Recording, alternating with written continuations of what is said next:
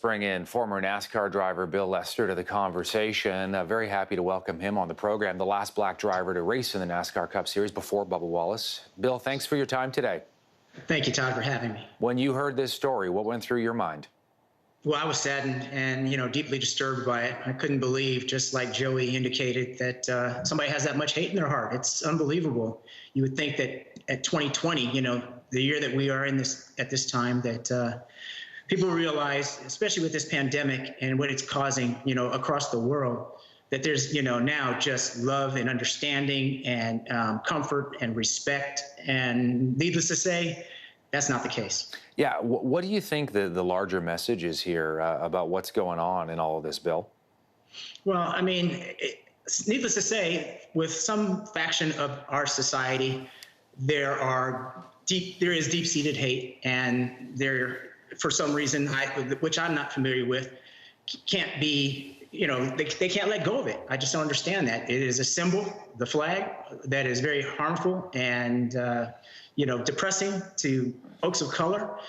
And for them to continue to try to, even with NASCAR saying they don't support it, they ban it, they still want to put it in front and center.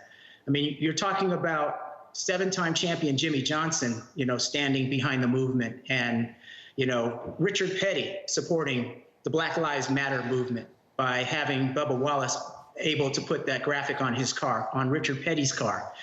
And all the drivers that have come forward in the sport indicating their support of what's going on, which is really equality. It's not as if we're asking for anything more than anybody else. That's not the Black Lives Matter movement. It is Black Lives Matter too.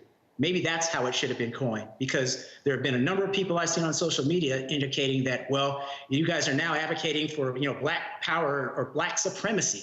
And I was like, no, that's not it. It's equality. It's a lack of, racial profiling, police brutality. We're just looking for equality. And, now is a great time for the message to be heard and hopefully understood.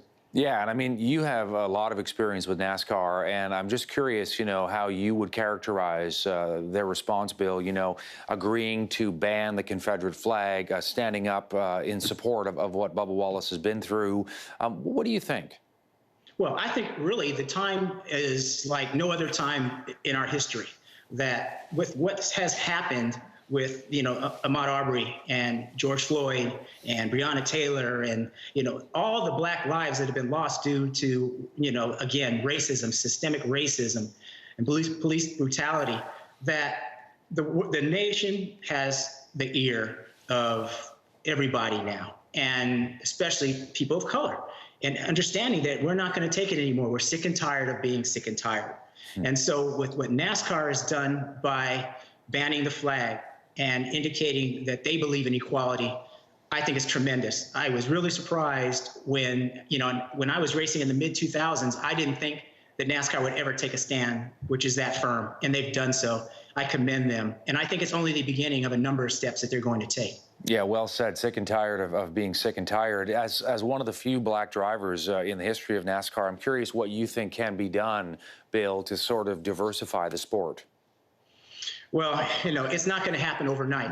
The fact is, to become a NASCAR driver requires a lot of training, experience, that sort of thing. So it has to happen in the grassroots. I'm often asked, why aren't there more people of color in racing?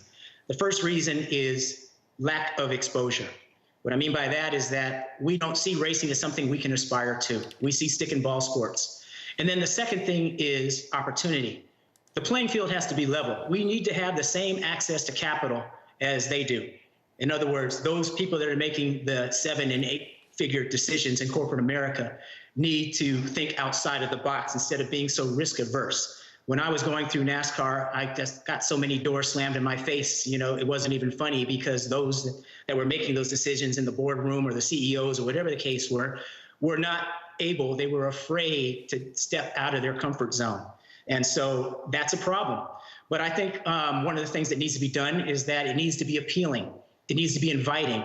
More people need to see that it's something that they can aspire to do and take advantage of and be a participant in. Once that happens, then all of a sudden it starts opening up some of those floodgates for people to participate. And once you participate, then, again, if you have the same opportunity as everybody else, you can achieve. Wise words, Bill. Thank you for taking a bit of time out of your day to join us from Georgia here on CTV News. It's been my pleasure. Thank you for having me. Bill.